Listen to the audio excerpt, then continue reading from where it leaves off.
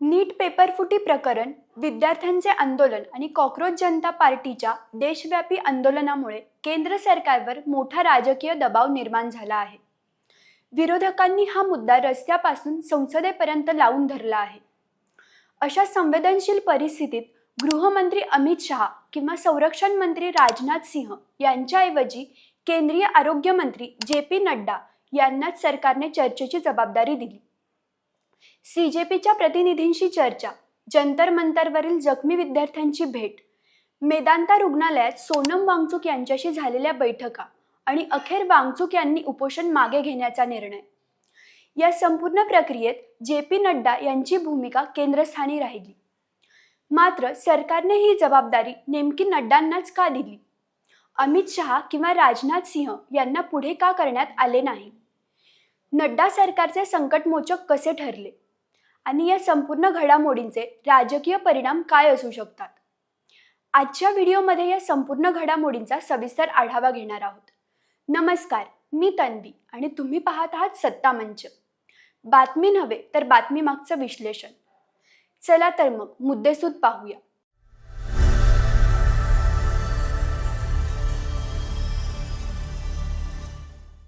मुद्दा क्रमांक 1. सीजेपी आंदोलनामुळे केंद्र सरकारसमोर मोठं राजकीय आव्हान. नीट पेपरफुटीच्या वादानंतर देशभरात विद्यार्थी आंदोलनाला मोठे स्वरूप आले. सीजेपीच्या नेतृत्वाखाली हजारो विद्यार्थी रस्त्यावर उतरले, तर विरोधी पक्षांनीही सरकारविरोधात आक्रमक भूमिका घेतली. संसदेतही हा मुद्दा गाजला.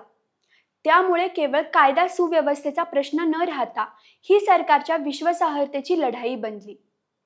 अशा वेळी आंदोलन अधिक चिघळू न देता संवादातून मार्ग काढणे हे मोदी सरकार समोरचे सर्वात मोठे आव्हान बनले. मुद्दा क्रमांक 2. सरकारने जे.पी. नड्डांवरच जबाबदारी का सोपवली? भाजपचे माजी राष्ट्रीय अध्यक्ष आणि विद्यमान केंद्रीय आरोग्य मंत्री म्हणून जे.पी. नड्डा यांची प्रतिमा संयमी, मृदुभाषी आणि संवादातून तोडगा काढणारे नेता अशी आहे.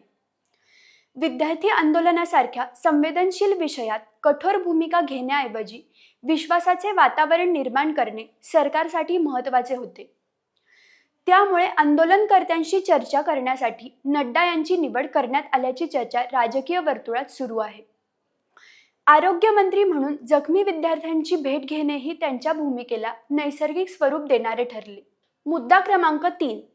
आंदोलनकर्त्यांशी पहिल्याच दिवसापासून संवाद. 20 जुलै रोजी आंदोलन तीव्र होत असतानाच जे.पी. नड्डा यांनी सीजेपीच्या प्रतिनिधींशी चर्चा केली. त्यांच्या मागण्या सरकारसमोर मांडल्या जातील आणि संवादासाठी सरकारचे दरवाजे खुले आहेत असा संदेश त्यांनी दिला. एका बाजूला संसद मोर्चा आणि दुसऱ्या बाजूला पडद्यामागे सुरू असलेली ही चर्चा सरकारने संघर्षाऐवजी संवादाचा मार्ग स्वीकारल्याचे संकेत मानले जात आहेत. मुद्दा क्रमांक 4. जखमी विद्यार्थ्यांची भेट आणि विश्वास निर्माण करण्याचा प्रयत्न. जंतर मंतरवरील आंदोलनादरम्यान अनेक विद्यार्थी आणि पोलीस कर्मचारी जखमी झाले. त्यानंतर जे.पी. नड्डा यांनी स्वतः रुग्णालयात जाऊन जखमी आंदोलनकर्त्यांची भेट घेतली. त्यांच्या उपचारांची माहिती घेतली आणि सरकार त्यांच्या मागण्यांवर गंभीरपणे विचार करत असल्याचा संदेश दिला. या भेटीमुळे सरकार आणि आंदोलनकर्त्यांमधील तणाव काही प्रमाणात कमी करण्याचा प्रयत्न झाल्याचे मानले जाते. मुद्दा क्रमांक 5. सोनम वांगचुक यांच्याशी 2 टप्प्यात चर्चा. आंदोलनातील सर्वात महत्त्वाचा टप्पा म्हणजे गुरुग्रामच्या मेदांता रुग्णालयात सोनम वांगचुक यांच्याशी झालेली चर्चा. जे.पी. नड्डा आणि केंद्रीय मंत्री जितेंद्र सिंह यांनी वांगचुक यांची भेट घेऊन सरकारची भूमिका स्पष्ट केली. सरकारने कोणत्या मागण्या मान्य केल्या आहेत याची माहिती दिली. त्यानंतर वांगचुक यांनी जवळपास 26 दिवसानंतर उपोषण मागे घेण्याचा निर्णय जाहीर केला. या निर्णयामागे नड्डांच्या संवादाची भूमिका महत्त्वाची असल्याची चर्चा आहे. मुद्दा क्रमांक 6. अमित शहा आणि राजनाथ सिंह यांना पुढे का करण्यात आले नाही? राजकीय विश्लेषकांच्या मते जर गृहमंत्री अमित शहा किंवा संरक्षण मंत्री राजनाथ सिंह यांना चर्चेसाठी पाठवले असते तर सरकार आंदोलनाच्या दबावाखाली झुकल्याचा संदेश जाऊ शकला असता. तसेच आंदोलनकर्त्यांना अपेक्षेपेक्षा जास्त राजकीय महत्त्व दिले जात आहे अशीही धारणा निर्माण झाली असती. त्याउलट जे.पी. नड्डा यांच्यासारख्या संवाद केंद्रित नेत्याला पुढे करून सरकारने संतुलित आणि सकारात्मक संदेश देण्याचा प्रयत्न केला असे मानले जात आहे. मुद्दा क्रमांक 7. नड्डांचं मिशन पूर्ण झालं का? सोनम वांगचुक यांनी उपोषण मागे घेतले असले तरी CJPचे आंदोलन पूर्णपणे थांबलेले नाही. त्यामुळे नड्डांपुढील आव्हान अद्याप संपलेले नाही. आंदोलनकर्त्यांच्या उर्वरित मागण्यांवर सरकार कोणती भूमिका घेते, संवाद पुढे कसा होतो आणि देशभरातील आंदोलन शांततेत संपते का, यावरच नड्डांचे हे मिशन कितपत यशस्वी ठरले हे ठरणार आहे. या संपूर्ण घडामोडीतून 3 महत्त्वाच्या गोष्टी समोर येतात.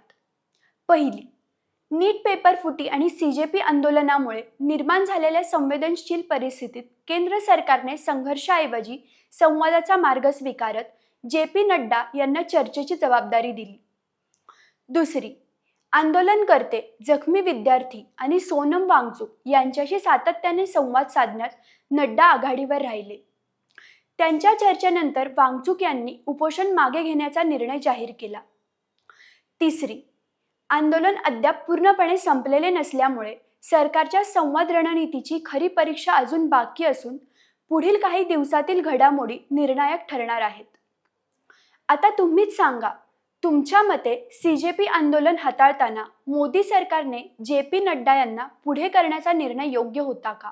की अशा संवेदनशील प्रकरणात अमित शहा किंवा राजनाथ सिंह यांनी थेट पुढाकार घ्यायला हवा होता?